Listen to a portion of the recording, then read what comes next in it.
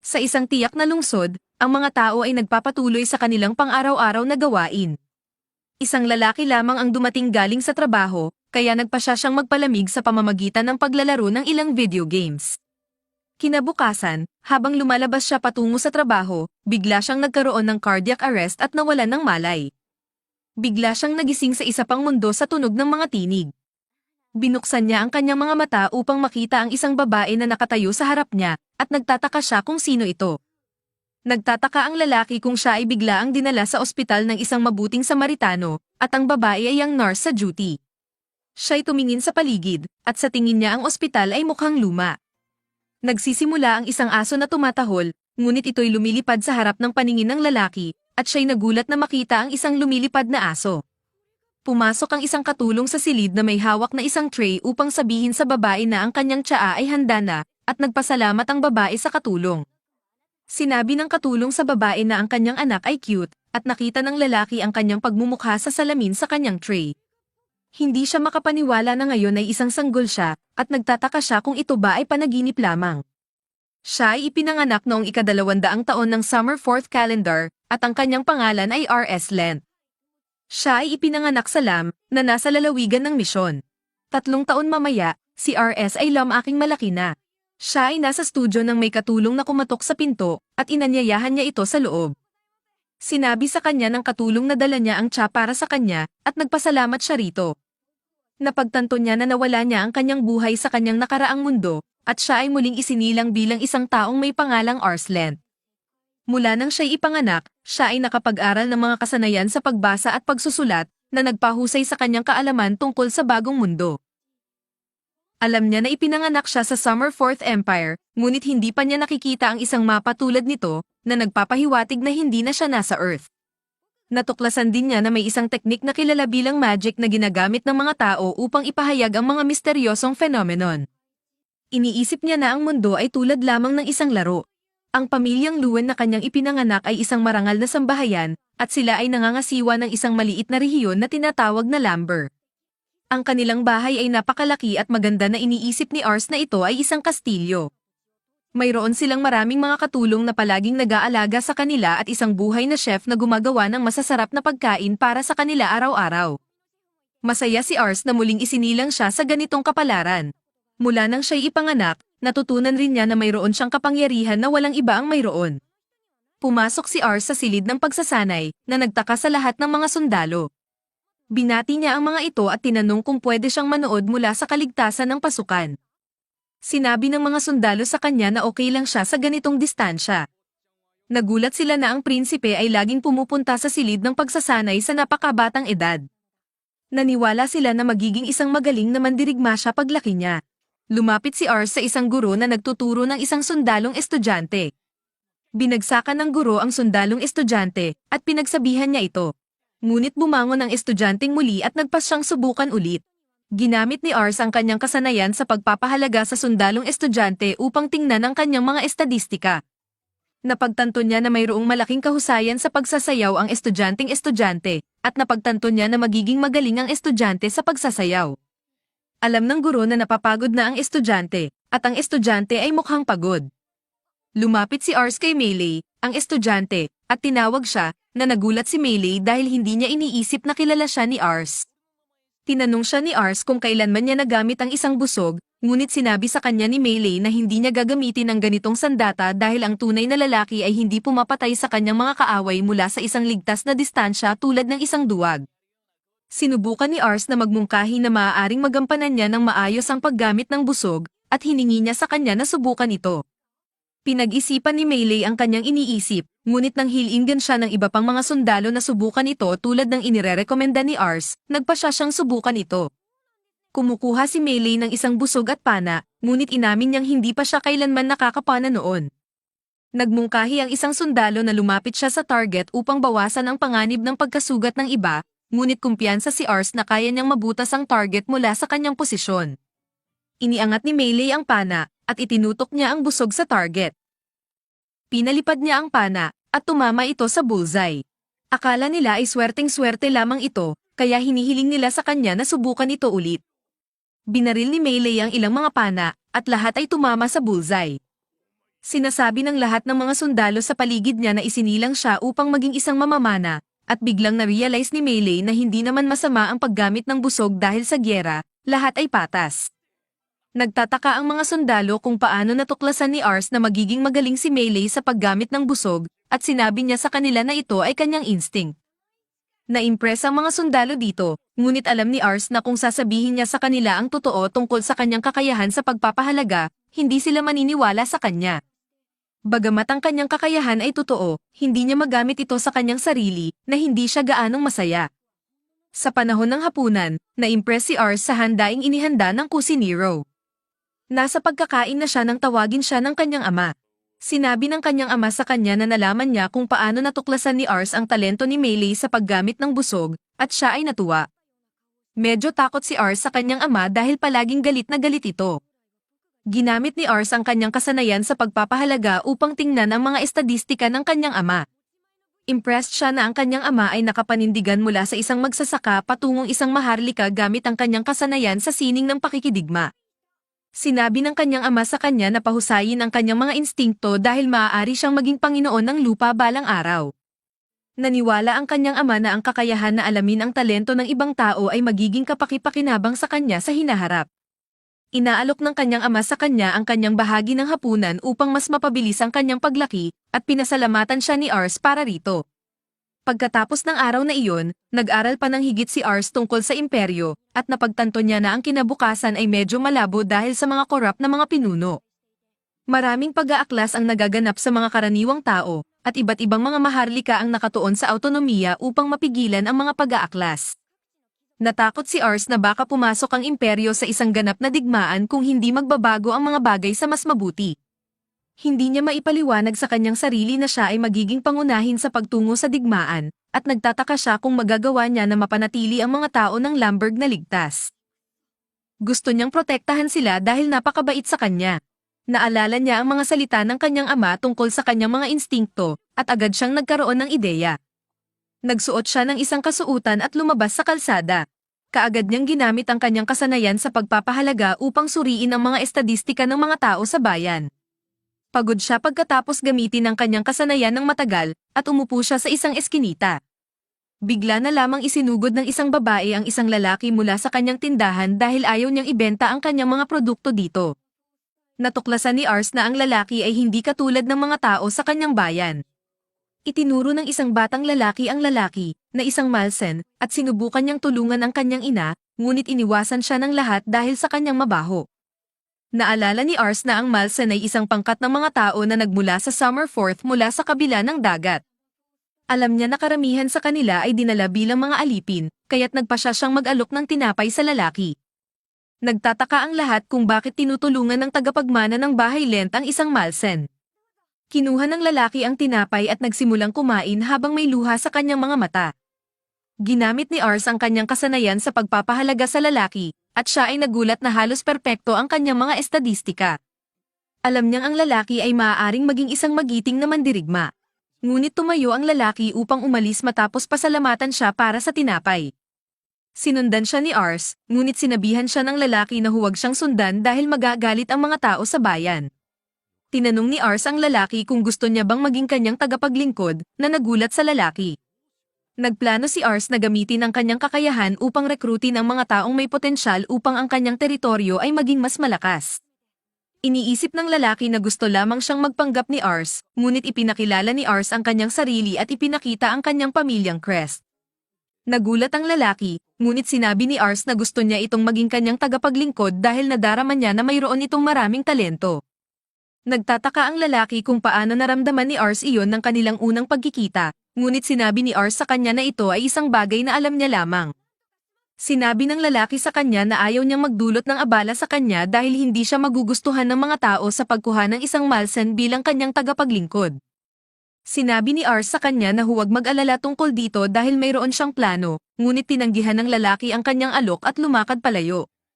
Hinabol ni Ars ang lalaki dahil alam niyang maaaring hindi na niya mahahanap ang iba pang may ganoong estadistika.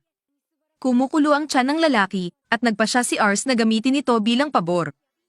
Sinabi niya sa lalaki na mayroon silang kusinero na makagagawa ng isang buong piyesta ng mga pagkain na tiyak na magugustuhan niya. Huminto ang lalaki sa kanyang paglalakad, at nagpasya siyang sundan si Ars pauwi. Dinala siya ni Ars sa kanilang tahanan, at hindi niya maipaliwanag kung totoo nga na si Ars ay ang anak ng Panginoon. Inihain sa kanila ng kusinero ang ilang pagkain, ngunit pinagbigyan ng mas maliit na porso ang lalaki dahil siya ay isang Malsen. Pinagsabihan ng Malsen na umalis sa kanilang bahay kaagad pagkatapos ng kanyang pagkain, at napagtanto ni Ars na ang diskriminasyon laban sa mga Malsen ay lubhang malalim. Napagtanto niya na hindi niya magagawa na kumbinsihin ang mga katulong na palabesan ito, kaya't nagpasya siyang hatiin ang kanyang pagkain sa lalaki, na nagulat ang lahat. Nagpasya ang mga katulong na maglingkod ng mas magandang putahe sa lalaki, at kumain ito hanggang sa mabusog. Nagtataka si Ars kung ano ang ginagawa ng Malsen sa nayon, at sinabi ni Wraith sa kanya na dating miyembro siya ng isang pangkat ng mga mandirigma. Sinabi niya kay Ars na nagwatak-watak sila pagkatapos mawala ang karamihan sa kanila, at siya ay naglalakbay mula noon. Nagtataka si Ars kung bakit hindi siya sumali sa ibang pangkat ng mga mandirigma, at sinabi ni Wraith sa kanya na hindi siya nakuha dahil wala siyang anumang mga pagkilala sa kanyang pangalan. Nagmungkahi ang katulong na oras na para kay Wraith na umalis, ngunit sinabi ni Ars sa kanila na dinala niya si Wraith sa bahay upang gawin siyang kanyang tagapaglingkod. Sinabi ng mga katulong na hindi papayagan ni Lord Raven iyon, ngunit dinala pa rin ni Ars ang bagay sa kanya. Sinabi sa kanya ng kanyang ama na hindi dapat tinatanggap na gawing tagapaglingkod ang isang Malsen, ngunit sinabi ni Ars sa kanya na sayangin nila ang potensyal ni Wraith kung itatapon nila ito. Pinapaalala sa kanya ng kanyang ama na ang mga Malsen ay mas mababa sa kanila, kaya't walang Malsen ang maaaring magkaroon ng anumang espesyal na talento. Nalulungkot si Ars na naniniwala ang kanyang ama sa karaniwang impormasyon tungkol sa mga Malsen, ngunit sinusubukan niyang kumbinsihin ito ng iba. Humihiling siya sa kanyang ama na subukin si Wraith kung gusto niya, at nagtataka ang kanyang ama kung bakit siya tiwala sa talino niya. Naalala ng kanyang ama na natuklasan niya ang galing ni Melee, at nagpasya siyang subukin si Wraith sapagkat ipinipilit ni Ars. Sinabi niya kay Ars na iaasawa niya si Wraith bilang isang sundalo kung mapatunayan na may talento siya, at nagpasalamat si Ars sa kanya para dito. Sinabi sa kanya ng kanyang ama na ang pagsusuri ay magiging isang simaladong laban sa pagitan niya at ni Wraith, at iaasawa si Wraith kung magtagumpay ito sa pagtatalo. Sinusubukan ni Ars na kumbinsihin ang kanyang ama na si Wraith ay hindi kaya niya dahil siya ay bata pa, ngunit binabanggit sa kanya ng kanyang ama na sinabi niya na may talento si Wraith. Nagpa siya ang kanyang ama na bigyan si Wraith ng kahinaan upang tugunan ang pagkakaiba sa husay, at sinabi sa kanya na maaari silang magpatuloy dahil nauunawaan niya ang mga kondisyon. Lumabas sila ng silid, at nagtataka si Wraith kung bakit pinipilit ni Ars na gawin siya bilang tagapaglingkod. Iniisip niya na nagpapakita si Ars ng awa sa kanya, ngunit nagtataka si Ars kung hindi ba niya gustong maging kanilang tagapaglingkod. Sinasabi niya sa kanya na pwede niyang kanselahin kung gusto niya, ngunit sinasabi ni Wraith sa kanya na ito ang pinakamahusay na alok na natanggap niya sa kanyang buhay. Iniisip niya na hindi kapanipaniwala ang alok dahil karaniwan ay pinagmamalupitan ang mga Malsen kahit saan sila pumunta. Sinasabi ni Ars sa kanya na kailangan niya ito dahil magiging Panginoon siya ng lupain isang araw, at kailangan niya si Wraith sa kanyang tabi. Siniguro ni Wraith sa kanya na gagawin niya ang kanyang makakaya. Pumasok si Wraith sa silid ng pagsasanay, at napagtanto ng mga sundalo na siya ay isang Malkol. Hiniling ng ama ni Ars si Melee na ihanda ang kanilang mga tibak habang si Gratz ay nagdadala ng hourglass. Sinasabi niya kay Wraith na pumili ng isang tibak, at sinasabi niya sa kanya na kung makakagawa siya ng isang tamaan sa kanya bago magtapos ang oras, siya ay panalo. Iniisip ni RS na may pabor kay Wraith ang mga pagkakataon. Sinabi ng ama ni Ars kay Wraith na ipakilala ang sarili bago sila magduelo, at pagkatapos na gawin ito ni Wraith, nagpakilala siya bilang Lord Raven. Nagumpisa ang duelo, at si Lord Raven ang unang sumalakay, ngunit nakaligtas si Wraith sa oras. Napaniwala siya na kahit gamit ang mga practice sword, ay tiyak na siyang mabibiyak sa dalawa. Nagpapatuloy ang laban, at napagtanto ni Ars na wala ng pag-asa si Wraith, ngunit nagulat ang mga sundalo na kaya niyang ipagtanggol ang sarili laban kay Lord Raven. Bagamat nakakasabay si Wraith kay Lord Raven, hindi niya ito matamaan. Sumalakay si Lord Raven na nagpabagsak sa kanya, ngunit bumangon siya muli. Binabalaan siya ni Lord Raven na may kaunting oras na lamang siya, at naalala ni Wraith ang sinabi ni Ars na kailangan siya. Nagpasya siyang pamukol ng husto, at dali-daling lumapit kay Lord Raven. Siya ay nag-slide at pagkatapos ay gumamit ng sikat ng araw para sa kanyang pakinabang upang subukan tamaan si Lord Raven, ngunit ito ay naiwasan sa tamang oras. Inianunsyo ni Lord Raven na tapos na ang laban, ngunit bumalik si Rates upang makita na patuloy pa rin ang pagtatakbo ng Hourglass. Lahat ay napagtanto na nakadama si Rates ng bahagyang tama kay Lord Raven, at sila ay nagtataka kung sino siya. Totoo sa kanyang salita, nagpasya si Lord Raven na empleyahin siya bilang isang sundalo, at tumakbo si Ars upang batiin siya sa kanyang pagkakapasok sa trabaho. Sinabi ni Lord Raven kay Ars na ang kanyang kakayahan na maamoy ang galing ng mga tao ay nasa tuktok, at tiwala siya na magiging maayos ang paglalakbay ni Ars sa darating na magulong panahon. Tiwala siyang magiging isang mahusay na Panginoon si Ars balang araw. Samantala, nagtataka ang lahat ng mga sundalo kung paano naging malakas si Rates, at sila ay nagtungo sa kanya nang umaasa na matutuhan ang kanyang lihim. Sa huli ng araw na iyon, nagpalit si Rates ng kanyang mga bagong damit, at ipinangako niya na babayaran niya ang kanyang utang kay Ars sa kanyang buhay. Ilang buwan na ang lumipas mula nang magsimula si Rates sa pagtatrabaho sa Land House. Nag-training siya kasama ang mga sundalo araw-araw, at nagulat ang lahat ng mga sundalo sa kanyang galing. Bagaman kasama siya sa digmaan, palagi siyang nananatili sa tabi ng atin. Sumirit ang kanyang talino pagkatapos niyang simulan ang pag-aaral, at matapos ang ilang panahon, ginamit ni Ars ang kanyang kakayahan sa pagpapahalaga sa kanya. Nabighani siya sa pagkatuklas na si Rates na ngayon ang pinakamatalinong tao sa kanilang bahay. Agad na tinanggap si Rates ng lahat pagkatapos nilang mas makilala siya at makita kung gaano siya kahusay. Natuwa ang mga kasambahay sa bahay na mayroon siyang kasama, at na-impress rin sila sa kanyang galing at talino. Lalapit si Rates kay Ars, at hihingi siya sa kanya ng bagong aralin para sa araw na iyon. Pumapayag si Ars na tulungan siyang mag-aral. Pinapaalala ni Rates kay Ars na ang kanilang nakaraang aralin ay tumatalakay sa mga gawain ng Summer Fourth Empire na layuning pagbuklurin ang 7 orihinal na bansa. Naalala ni Rates na sinabi ni Ars sa kanya na ang Enel, na geographical na hiwalay mula sa ibang rehiyon, ay sangkot sa mga komersyal na gawain sa mga rehiyon sa labas ng Summer Fourth.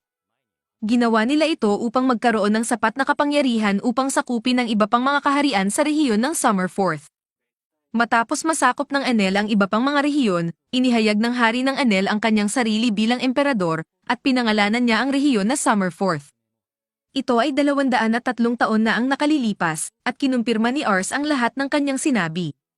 Patuloy si Rates, na sinasabi na ang kasalukuyang Summer Fourth Empire ay nasa pagbagsak dahil ang kasalukuyang emperador ay 8 lamang ang taong gulang. Ito ay nangangahulugang ang kanyang mga baliwala ang mga tunay na may kapangyarihan, dahil ang emperador ay masyadong bata pa upang mamahala ng mag-isa. Ito ay nagdulot ng katiwalian sa pamahalaan, na nagbunga ng mga pag-aaklas sa buong bansa. Ito ay nagpabiya sa mga duking bawat duchy na talikuran ng imperyo bilang isang kabuuan at mag-focus sa autonomiya. Bagaman ang kasalukuyang digmaan ay hindi gaanong matindi, naniniwala si Ars na magkakaroon ng mas matinding tunggalian sa hinaharap. Dahil ang kanyang ama ay sa pilitang nakikipaglaban na sa kasalukuyang tunggalian, nagpasya si Ars na gamitin ang kanyang kakayahan upang tipunin ang mga magagaling na talento at ihanda sila para sa labanan. Bagaman umaasa siyang hindi magkaroon ng digmaan sa hinaharap, nagtatanong si Ars kung saan magmumula ang digmaan sa hinaharap, at sinabi ni Rates sa kanya na malamang na magsimula ito mula sa rehiyon ng misyon. Binabalita niya kay Ars na ang duke ng duchy ng misyon ay napakatanda at malamang na malapit ng mamatay. May 2 anak ang duke, at bagaman ang panganay ang dapat na magtagumpay sa kanya, kapag nangyari ito, tila mas may kakayahan ang mas bata na anak. Nag-aalala ang duke kung sino ang pipiliin bilang kanyang tagapagmana sakaling siya'y pumanaw. Tiyak si Rates na magkakaroon ng digmaan kung ang duke ay mamatay bago niya maipasya ang kanyang tagapagmana. Tiwala rin siya na magkakaroon ng digmaan kahit na magpasya ang duke, dahil pareho ang mga anak na uhaw sa kapangyarihan. Hindi makapaniwala si Ars sa kanyang narinig, at nagtatanong siya kung sino ang kanyang ama ay kakampi kung mangyayari ang ganitong pangyayari. Sinabi ni Rates sa kanya na malamang nakakampi ng kanyang ama ang panganay na anak, ngunit alam niya na hindi ang kanyang ama ang magpapasya. Naisip ni Ars na ang kanyang ama ay hindi direktang baliwala ng duke ng duchy ng misyon dahil siya ay isang baliwala ng pangulo ng Kenner, kung saan kasama si Lamberg. Natanto ni Ars na ang kanyang kakayahan sa pagpapahalaga ay maaaring maging kapaki-pakinabang sa pagpapasya kung sino ang susuportahan kung sakaling magkaroon ng digmaan. Nag-aalala si Ars dahil bagaman buhay pa ang kanyang ama, siya ay isang bata lamang, at dahil sa tanging kayang tansyahin niya si Rates, hindi niya nais na malagay ang kanyang ama sa kakaunti. Sinabi ni Rates kay Ars na ang isang Panginoon ay maaaring umangat sa ranggo kung sila ay maglaro ng malaking bahagi sa isang aktibong digmaan. Nakikita ni Rates ito bilang isang dahilan para sa kanila na patuloy na gawin ang kanilang makakaya upang palakasin ang kanilang lakas, at kanya ring pinatibay kay Ars na palagi siyang magiging nariyan upang protektahan siya. Napagtanto ni Rates na kailangan nilang maghanap ng mga may kakayahan, at humihingi siya ng tulong kay Ars. Pumapayag si Ars na tulungan siya sa paghahanap ng mga magagaling na tao, at pangako ni Rates na sasamahan siya. Lumalabas sina Ars at Rates mula sa kanilang pamilyang tahanan, at nagulat si Ars na makita ang kanyang ama na nag-iensayo. Napansin niya na kamakailan lang ay nagpapraktis ang kanyang ama ng eskrima, at nagtataka siya kung alam ng kanyang ama na may digmaan na maaaring sumiklab. Nakapansin si Lord Raven kay Ars, at nag-aalala kung papunta si Ars sa bayan. Ipinaalam ni Ars sa kanya na pupunta siya para humanap ng mga magagaling na talento, at payo ng kanyang ama sa kanya na mag-ingat at humanap ng isang mahusay sa mahika. Napagtanto si Ars ng kanyang ama, ngunit sinabi sa kanya ni Lord Raven na ang mahika ay magiging kapaki-pakinabang sa paparating na digmaan. Hindi gaanong magaling sa mahika si Lord Raven, at alam niya na maraming baliwala ang mayroong mahika ngunit hindi gaanong magaling dito. Napagtanto ni Rates na mayroong mga pagkakataon na ang isang ganoong mahiko ay maaaring baguhin ang takbo ng digmaan. Naalala ni Ars ang isang pagkakataon na nagamit niya ang mahika dahil hiningi ito ng kanyang ama. Nagsuot siya ng isang kakaibang kasangkapan na may bowl ang pulang likido, at binigkas niya ang maikling panalangin, ngunit ang kanyang mahika ay hindi gaanong kahanga-hanga. Pagkatapos nito, hindi na pinayagan ng kanyang ama na gamitin pa ni Ars ang mahika, at tinanggap na ni Ars ang katotohanan na wala siyang galing sa mahika. Sinabi ni Lord Raven na umaasa siya kay Ars na makahanap ng isang tao na may galing sa mahika, at nangako si Ars na gagawin ang kanyang makakaya. Sumakay sila sa kabayo papunta sa bayan, at naniniwala si Rates na magiging malaki ang kanilang lakas kung makakahanap sila ng isang taong may sapat na galing sa mahika upang maging kapaki-pakinabang sa labanan. Nagpasya si Ars na hanapin ang isang taong may ganoong talento para sa kinabukasan ng kanyang tahanan. Dumating sila sa fortified city sa Caner, at nagulat si Ars sa dami ng tao sa kalsada. Ipinaalam sa kanya ni Rates na ang lungsod ay tahanan sa 50,000 katao, at nagulat si Ars dahil 5 beses ang dami ng tao sa Lamberg. Itinuro niya ang kastilyo ng Caner, at sinabi niya kay Ars na ang kastilyo ay tahanan sa pamilya Pals, na ang pamilya ng punong lalawigan. Napansin ni Ars ang maraming mayayaman sa kalsada, at umaasa siya na balang araw ay mabubuhay rin ang mga tao ng Lamberg tulad nila. Nagpasya si Ars na gamitin ang kanyang kakayahan sa pagpapahalaga, at siya'y nag-ikot upang hanapin ang sinuman na walang kahangahangang talento. Matapos ang ilang sandali, umupo sina Ars at Rates sa isang fountain, at nalulungkot si Ars dahil hindi niya mahanap ang sinuman na may kahangahangang talento. Ang halaga ng kakayahan ng isang tao ay nahahati sa mga numero at kasanayan, kaya anuman ang halaga ng numero, kung walang kasanayan, hindi magagawa ng mabuti ng isang tao. Pinatibay siya ni Rates na mayroon pa silang panahon upang makahanap ng taong may talento dahil bagong simula pa lamang ang kanilang paghahanap. Habang sinusundan ni Rates ang mapa ng lungsod, tumigil sila sa isang eskinita na puno ng mga pulubi. Sinasabi sa kanya ni Rates tungkol sa isang pangunahing lugar, ngunit napapansin niya si Ars na nakatingin sa ibang bagay. Nilalapitan niya si Ars, at tinitingnan niya ang eskinita. Ipinapalam niya kay Ars na palaging magkakaroon ng mga pulubi hanggat may mayayaman. Kinikilala ni Rates na mali ang pagkakasabi ng ganon dahil iniligtas siya ni Ars mula sa ganoong buhay, ngunit sinasabi niya kay Ars na wala silang magagawa para sa mga taong iyon. Sumasang-ayon si Ars kay Rates, ngunit sinasabi niya kay Rates na nagbago ang kanyang pananaw sa lungsod matapos makita ang mga tao na nabubuhay sa gayong kalagayan. Sinasabi niya kay Rates na nais niyang lumikha ng isang lipunan kung saan walang diskriminasyon sa pagitan ng mayayaman at mahihirap, bagaman inaamin niyang may pagkabisyo sa kanyang mga ambisyon. Sinasabi niya kay Rates na naniniwala siya na may talento sa bawat isa. Kinikilala ni Rates na ipinagmamalaki niya na paglingkuran si Ars, na nagpapanggilalas kay Ars. Lumayo ang isang kakaibang karakter na sumusubaybay sa kanila. Dumarating sila sa pinakamalaking palengke sa Caner, at nagugulat si Ars sa dami ng pagkain na kanyang nakikita. Sinusubukan siyang kumbinsihin ng isang mangangalakal na bumili ng itlog ng dragon para maging alagang hayop. Nagulat si Ars na may mga dragon pala, at mas lalo siyang nagulat na maaari silang alagaan. Nahuhumaling si Ars sa mga tawad ng mga ngalakal, at sinasabi ng mga ngalakal na ang mga pambihirang itlog ay nagkakahalaga ng isang pilak bawat isa. Parang nasa ilalim ng jutsu, sinasabi ni Ars sa mga ngalakal na bigyan siya ng 3 itlog ng dragon, at hinahanap niya ang kanyang pera sa kanyang bag. Hindi naengganyo si Rates ng mga ngalakal, at nagtataka siya kung bakit nagbebenta ang mga ngalakal ng mga peking ito sa mga tao. Sinasalang niya ang mga ngalakal ng espada, at sinubukan ng mga ngalakal na magpakasariwa, ngunit hindi binibigyan si Rates ng pagkakataon. Alam ni Rates na ang lungsod ay hindi na nakikipagkalakalan sa kontinente kung saan maaaring makita ang mga itlog. Sinasabi niya sa mga ngalakal na ang mga itlog ay hindi totoo dahil ang mga dimensyon at kulay ay hindi katulad ng mga nabasa niya sa mga aklat.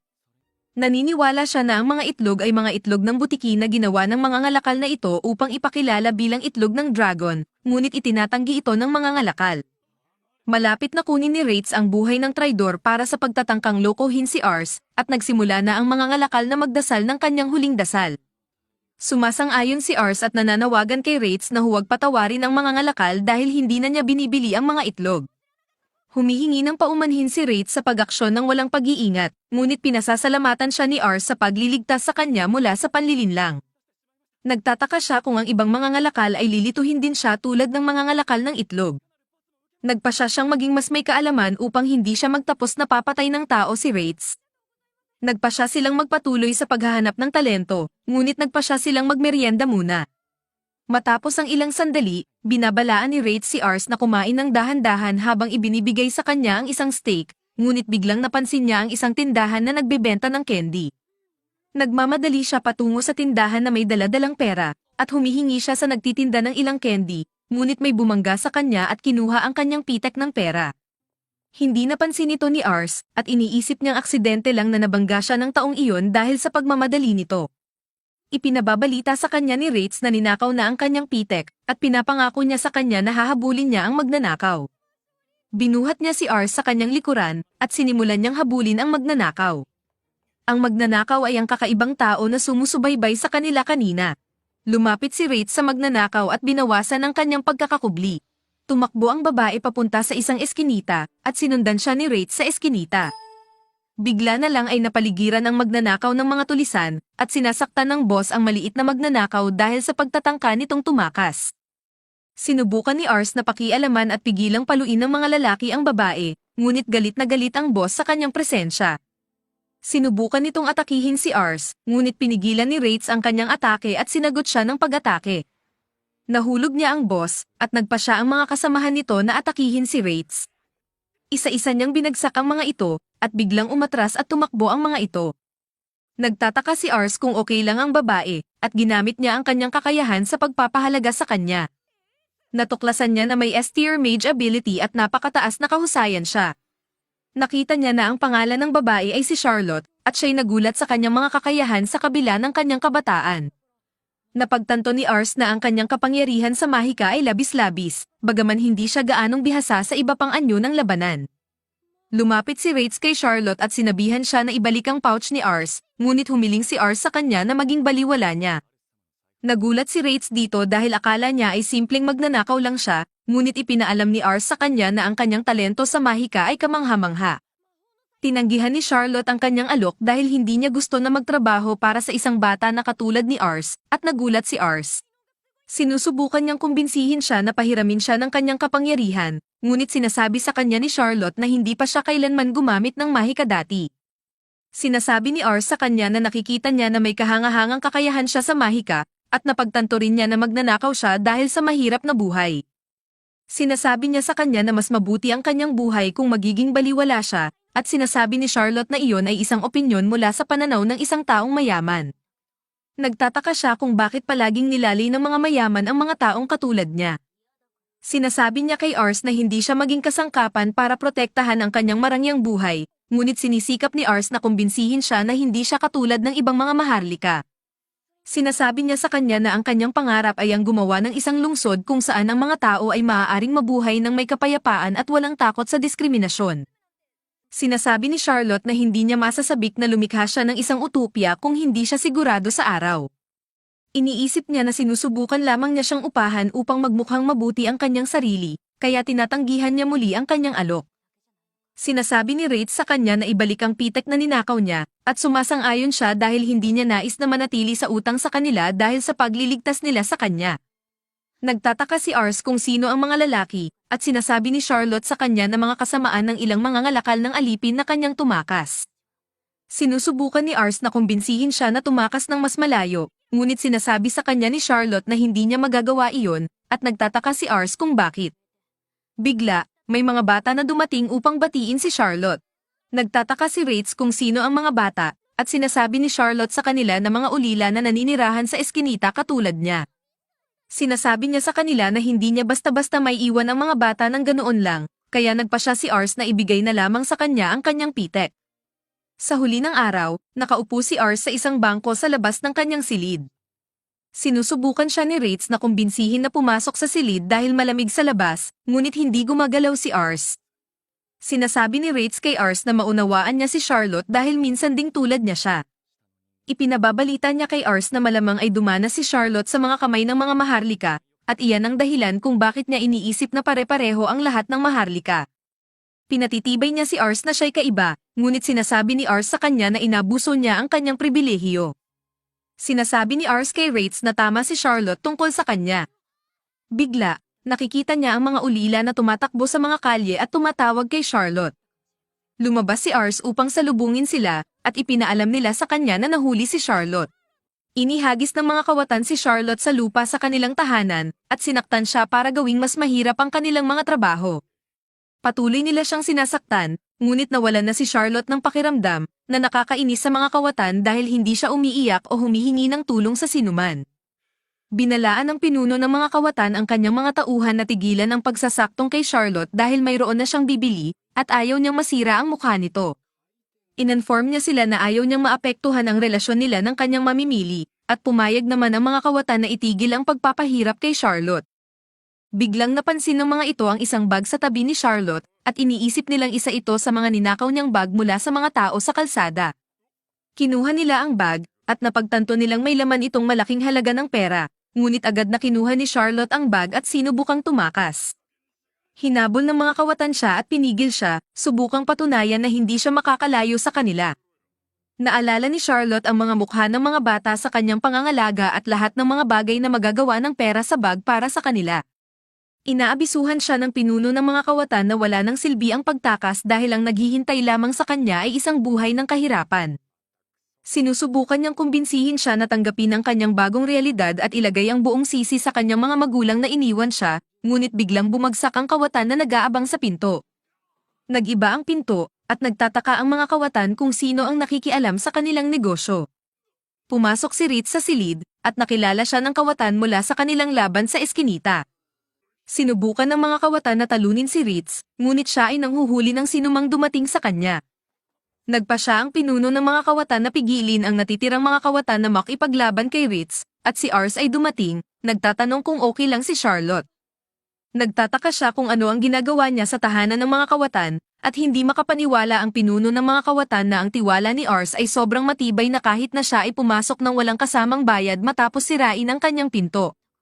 Ginamit ni Ars ang kanyang kakayahang appraiser upang ibunyag ang pangalan ng pinuno ng mga kawatan bilang si Albert, at nagtataka kung siya ba ay isang mangangalakal ng alipin. Nagulat si Albert na nakilala siya ni Ars, at napagtanto niya na si Ars ay isang nobyo. Iniutos ni Ars sa kanya na palayain si Charlotte, ngunit ipinaalam sa kanya ni Albert na hindi niya magagawa iyon dahil si Charlotte ay kanyang produkto. Sinubukan niyang ipaliwanag kay Ars dahil akala niya ay katulad siya ng ibang mga nobyo na bumibili ng mga alipin mula sa kanya. Lumapit si Ars sa kanya at sinabihan siya na hindi siya katulad ng ibang mga nobyo. Nagtatanong si Charlotte kung bakit siya tumatayo para sa kanya kahit na halos hindi pa niya kilala. Biglang itinanong ni Ars sa kanya kung bakit ang kanyang mga mata ay tila walang laman dahil iyon ang nasa isip niya mula nang unang makilala niya ito. Ginamit ni Ars ang kanyang kakayahan sa pag-a-appraise sa kanya, at napansin niya na ang kanyang ambition score ay 1. Nagtataka si Albert kung ano ang ibig sabihin ni Ars, at ipinaliwanag ni Ars sa kanya na ang ambisyon ng isang tao ay ang mga pangarap nito para sa sarili. Ito ay kumakatawan sa pagnanais na mag-improve at ang pag-asa para sa hinaharap. Ipinaliwanag ni Ars na si Charlotte ay sumuko na sa kanyang hinaharap, at kaya't ang kanyang ambition score ay 1 lamang. Nagtataka si Ars kung may isip ba ni Albert ang sinumang mas malungkot kaysa sa isang taong nawala ng lahat ng pag-asa para sa kanilang kinabukasan. Tumatawa itong lahatin dahil alam niyang si Charlotte ay isang alipin at ang mga alipin ay walang kinabukasan. Nagtataka si Ars kung bakit si Albert ay tumatawa samantalang dapat ay siya ay isang matanda na nagsusulong ng kinabukasan ng mga bata, ngunit pinili niyang angkinin ang sariling kinabukasan ni Charlotte. Naalala ni Charlotte kung paano siya nakaupo ng malungkot sa isang eskinita, sinusubukan na maalala ang huling pagkakataon na umiyak siya. Natanto niya na ang pag-iyak ay hindi nakakatulong sa kanya na malutas ang anumang bagay o magpabuti sa kanyang posibilidad na mabuhay. Binitawan ni Charlotte ang kanyang mga pangarap matapos niyang maunawaan na ang kapalaran ng mga tao ay itinatakda sa sandaling sila'y ipinanganak. Isinara ni Charlotte ang kanyang puso sa mundo upang pigilan sila na saktan siya sa pamamagitan ng kanilang nakakakilabot na tingin at kanilang mayabang na mga tingin. Sumama ang loob ni Charlotte sa pangangailangang magnakaw matapos niyang maunawaan na ang pag-iyak ay para sa mahina at mag-iiwan lang ito sa kanya na madaling maging biktima ng mundo. Nagpasya siyang mag-focus lamang sa pag-survive at gawin ang kanyang makakaya upang maging matatag para hindi niya kailangang umiyak kailanman. Nagtataka ngayon si Charlotte kung bakit ang kanyang mga mata ay nagpapakawalan ng mga patak ng luha matapos niyang sumumpa na hindi na siya magbubuhos ng isang tanging luha kailanman. Isa sa mga kawatan ang hindi nagustuhan ang tono na ginagamit ni Ars para kay Albert, at nagpasya si Albert na tawagin ang higit pang kanyang mga alalay. Kinikilala niya na binigyan niya ng kaunting pagpapalamang si Ars dahil siya ay isang noble, ngunit ngayon ay sapat na ang kanyang kahambugan. Sinasabihan ni Charlotte si Ars na tumakbo palayo para sa kanyang kaligtasan, ngunit tiyak ni Ars sa kanya na aalagaan niya ang lahat at magiging maayos siya sa lalong madaling panahon. Sinasabi ni Ars kay Ritz na patalsikin ang mga kawatan, ngunit hindi nagbibigay ng sapat na oras ang mga ito para tapusin ang kanyang pangungusap bago sila sumalakay sa kanya. Nagawa agad ni Ritz ang unang kawatan, tinatanong sila kung alam nila ang malubhang paglabag na kanilang ginawa. Sinasabi niya sa kanila na ang bayad sa pagagalit kay Ars ay ang kanilang mga buhay, ngunit nagpasya silang palibutan siya at saksakin siya ng sabay-sabay pagkatapos lamang siya'y mag-isa. Sumalakay silang lahat sa kanya isa-isa, ngunit isa-isa niya silang napapatumba. Nagbigay ng signal si Albert sa kanyang mga manggagaway upang patalsikin si Ritz, ngunit binawi nito ang kanilang mahika gamit ang kanyang tibak at sinugpo sila. Ngayon ay nawawalan na ng mga salita si Albert matapos maunawaan na si Ritz ay isang halimaw. Nagugulat si Charlotte sa lakas ni Ritz na mayroon siyang tiwala na baka sila ay magtagumpay. Nagtataka si Ritz kung tapos na ba si Albert o kung mayroon pa siyang mga taong handang isakripisyo para sa kanyang ego. Nagtawag si Albert ng kanyang lihim na sandata mula sa itaas, at lumabas ang napakalaking kawatan mula sa hagdanan, nagtataka kung bakit sobrang ingay ng lahat. Sinabi ni Albert sa kanila na dating kapitan sa hukbong Kenari ang napakalaking kawatan, ngunit siya'y pinaalis dahil sa masamang pag-uugali. Nagulat si Charlotte sa kahalagahan ng kawatan, at sinabi niya kay Ars na hindi nila ito kayang talunin. Ginamit ni Ars ang kanyang kakayahan sa pagpapahalaga sa kawatan, at sinabihan si Charlotte na magpahinga ng mahimbing matapos suriin ang mga katangian ng kawatan. Nagtataka ang napakalaking kawatan na natalo ng ibang kawatan ang isang napakaliit na Ritz, ngunit sinabi ni Ritz na magpapatawa lamang siya sa kanila kung magtagumpay siya sa pagpatomba sa kanya. Pangako ng napakalaking kawatan na kukunin niya ang ulo ni Ritz, at sinubukan niyang hawakan siya, ngunit wala siyang nahawakan kundi hangin. Nagtataka siya kung saan nagpunta si Ritz, ngunit nakahawak si Ritz sa isang krona, at pinagtawanan niya ito sa pagiging mabagal. Ritz pinapakain sa kawatan ang kanyang sapatos, at nang siya'y makarecover, pinapakita niya sa kanya ang mga paru-paro sa pamamagitan ng malakas na suntok sa kanyang panga, na nagpabagsak sa kanya. Nagtataka si Charlotte kung bakit sobrang lakas ni Ritz, habang si Albert ay nagdadalamhati sa kanyang mga nasawing sundalo. Binalaan ni Albert na ang mga aksyon ni Ars ay magagalit sa punong barangay ng distrito ng Kenare dahil pabor siya sa pagbebenta ng alipin. Alam ito ni Ars, kaya't nagpasya siyang bayaran ang pagbili kay Charlotte. Matigas ang ulo ni Albert sa pagtanggi sa pera, ngunit pinapaalala sa kanya ni Ritz na ang kalakalan ng alipin ay itinatayo sa tiwala. Nagtataka si Albert kung ano ang ibig sabihin ni Ritz, at ipinaalam sa kanya ni Ritz na kung sila'y magdadala ni Charlotte ng hindi nagbabayad, sasira ito sa kanyang reputasyon. Nagmungkahi siya na ipaalam sa kanyang bibilhan na mayroong mas magandang alok kaya hindi na kailangan ang hindi etikal na paraan upang siguruhing ligtas si Charlotte. Sumuko si Albert, sinabihan si Ritz na dalhin siya, at lubos na nagagalak si Ritz na sumunod si Albert kaya't nagpasya silang magdagdag pa ng kaunting halaga para sa kanyang mga abala. Ars pinahahalagahan si Ritz sa kanyang pagsisikap dahil nagbunga ang mga bagay ayon sa sinabi niya. Ipinaalam ni Ritz kay Ars na kanyang pinaparangalan, gaya ng palagi, na maging sa kanyang paglilingkod. Silang dalawa ay lumakad patungo kay Charlotte at inaalok ni Ars ang kanyang kamay upang tulungan siyang bumangon para makabalik sa kanyang mga kaibigan na naghihintay para sa kanya. Sumang-ayon si Charlotte ng pilit, ngunit paglabas nila mula sa tahanan ng kawatan, ipinaalam ni Charlotte sa kanila na may isang lugar siyang gustong puntahan bago sila bumalik sa kanilang tahanan. Hinatid sila ni Charlotte sa isang makapal na gubat na nagpapagod kay Ars na hindi makapaghintay na makarating sa kanilang destinasyon. Nagugulat si Charlotte sa kung gaano ka-vulnerable tingnan ni Ars, ngunit pagkatapos ng maikling distansya, ipinaalam niya na sila ay dumating na sa kanilang destinasyon. Tumingin si Ars sa itaas upang makita ang magandang tanawin ng bayan mula sa isang bato, at ipinaalam ni Charlotte na iyon ang kanyang lihim na pook. Tuwing tinitingnan niya ang tanawin mula sa lugar, nawawala sa kanya ang lahat ng problema na inilalabas ng bayan. Lagi siyang pumupunta sa lugar upang tignan ang tanawin mula sa oras lamang upang mapanatili ang kanyang katinoan ng isip dahil gusto niya ang lugar. Nagtataka si Ars kung bakit ibinabahagi niya sa kanya ang kanyang espesyal na lugar, at ipinaalala sa kanya ni Charlotte ang tungkol sa kanyang pangarap na itayo ang isang bayan kung saan ang mga hindi privileged ay trinato gaya ng mga dugong bughaw. Nagtataka siya kung bakit mayroon siyang ganitong pangarap, at sinabi niya sa kanya na ito ay dahil gusto niya ang mga bata, isang pahayag na magdudulot sa kanya ng pagkakulong kung siya ay nasa kanyang nakaraang buhay. Nagtataka si Charlotte kung bakit niya sinasabi iyon kahit na siya ay bata pa, at naaalala ni Ars ang mga larawan mula sa kanyang nakaraang buhay. Ipinaalam niya sa kanya na ang ngiti ng isang bata ay maaaring magdulot ng kasiyahan sa isang tao kapag sila ay nalulungkot dahil ang ngiti ng isang bata ay puno ng pag-asa. Pareho nilang tinitingnan ang tanawin mula sa espesyal na lugar ni Charlotte sa huling pagkakataon. Kinabukasan, kasama ni Ritz at Ars ang mga bata habang sila ay naglalaro. Ang mga ulila ay nagsasalita tungkol sa kanilang mga pangarap para sa kanilang kinabukasan, at natutuwa si Ars na may pag-asa ang mga bata para sa kung ano ang maaaring dalhin ng hinaharap. Naniniwala si Ars na ang kaligayahan ay may malaking kapangyarihan, at ang mga ngiti ng mga bata ay maaaring makaapekto sa mga matatanda upang maging masigla para sa hinaharap at subukan na mabuhay ng mas mabuting buhay. Naniniwala si Ars dahil ang uri ng kasiglahan ay maaaring gawing mas maayos ang isang lungsod. Tahimik na tinitigan ni Ars ang malayong horizon, umaasang magagawa niya ang isang lugar kung saan laging may pag-asa ang mga bata. Ipinaalam niya kay Charlotte na ang ganitong responsibilidad ay maaaring bumagsak lamang sa balikat ng pinuno ng lungsod, kaya't nais niyang itayo ang isang bayan kung saan ang mga taong tulad niya ay maaaring mabuhay ng mas matiwasay.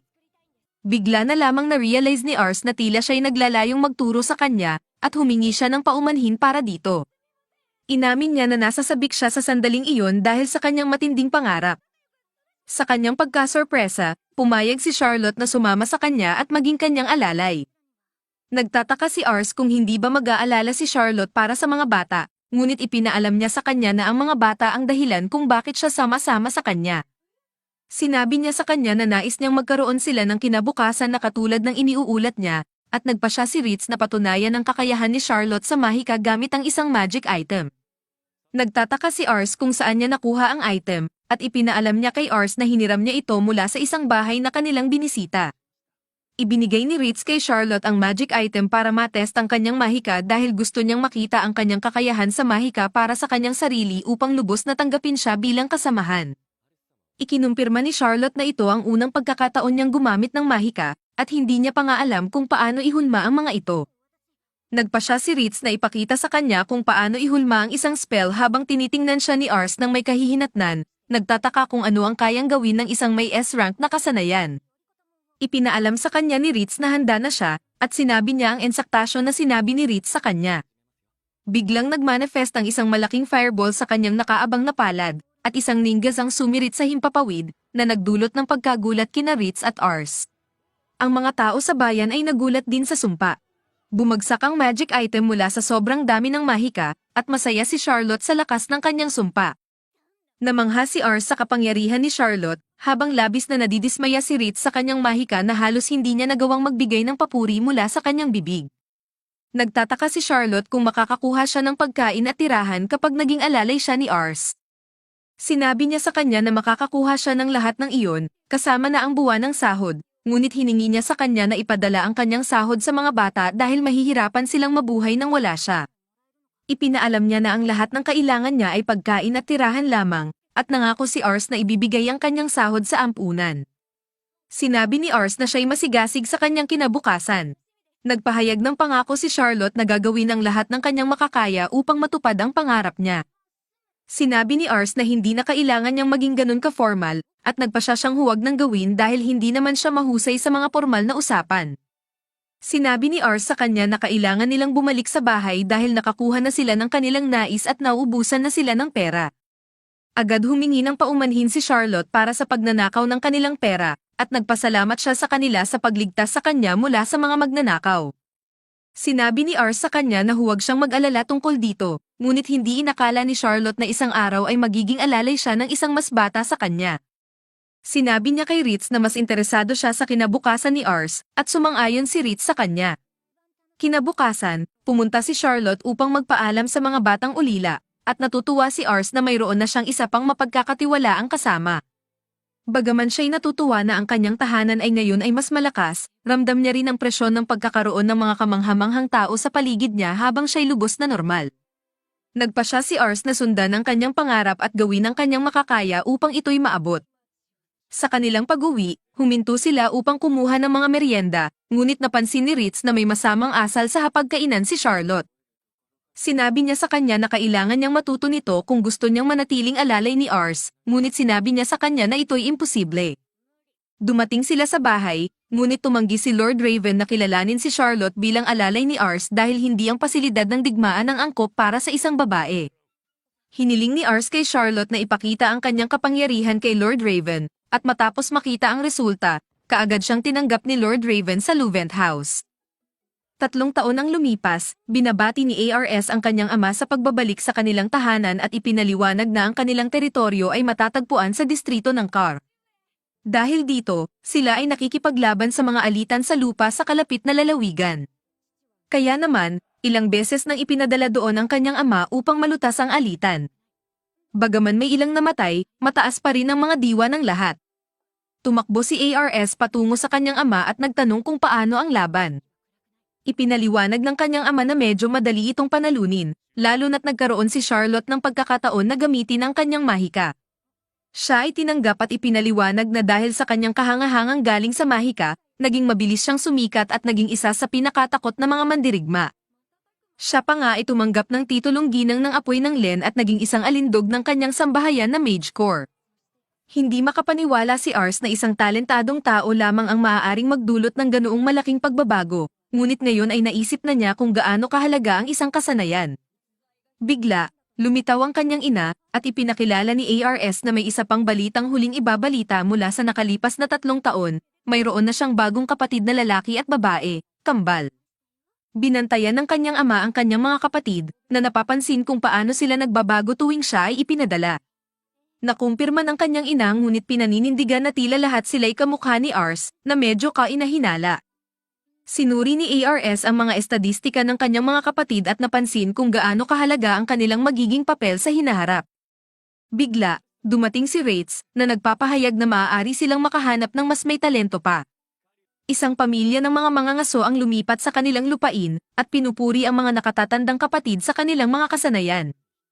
Nagpa siya si Ars na silipin ito kinabukasan at naghanda na umalis kasama si Ritz sa isang kabayo. Ipinaliwanag ni Ritz na ang pamilya ay nakatira sa gubat, ngunit nais malaman ni Charlotte kung ano ang gagawin nila.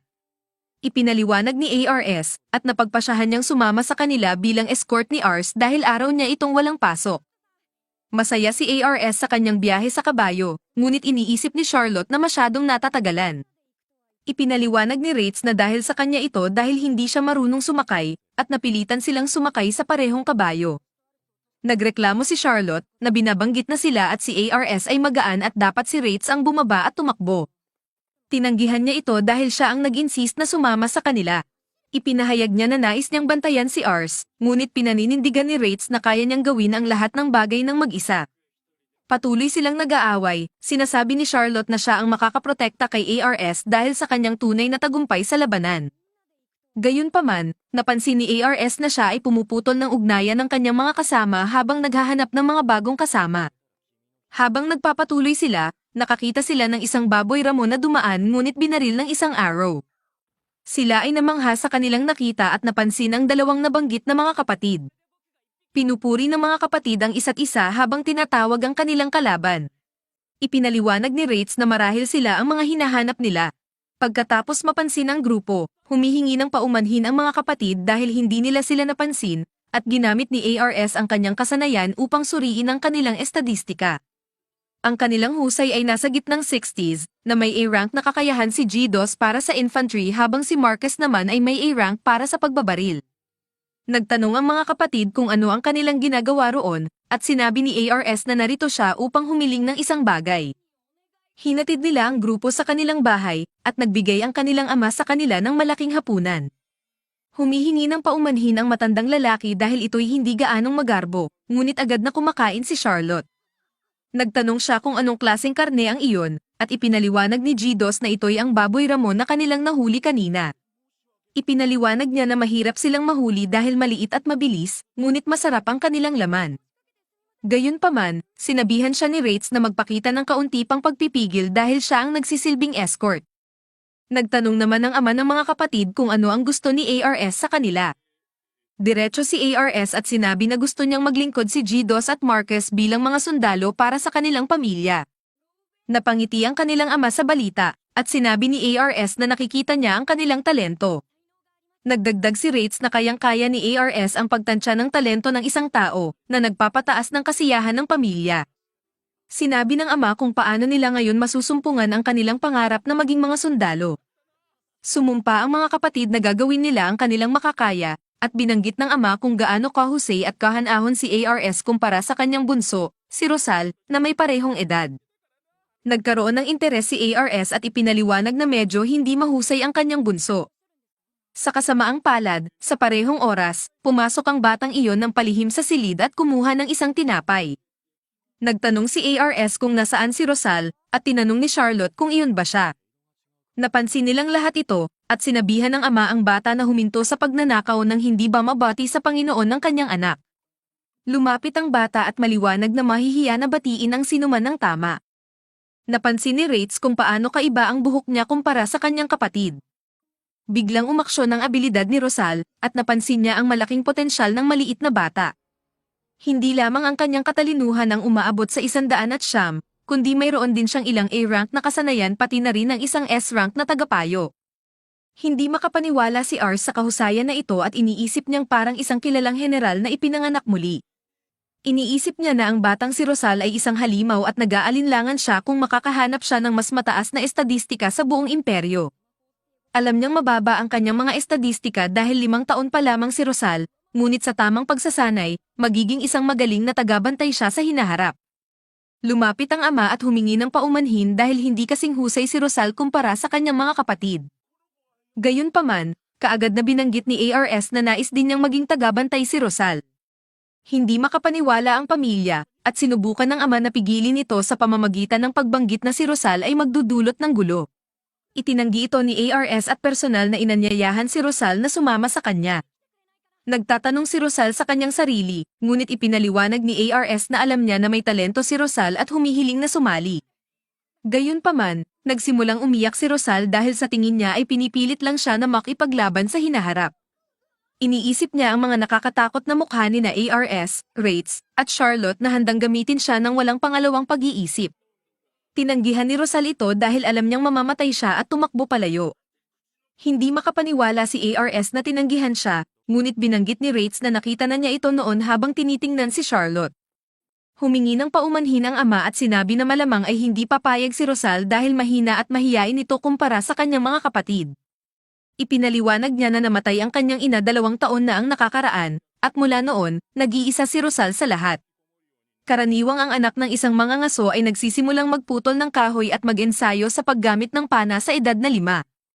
Gayunpaman, dahil sa kanyang kawalan ng kakayahan, malamang na magkaproblema siya sa pag-survive, lalo na sa digmaan.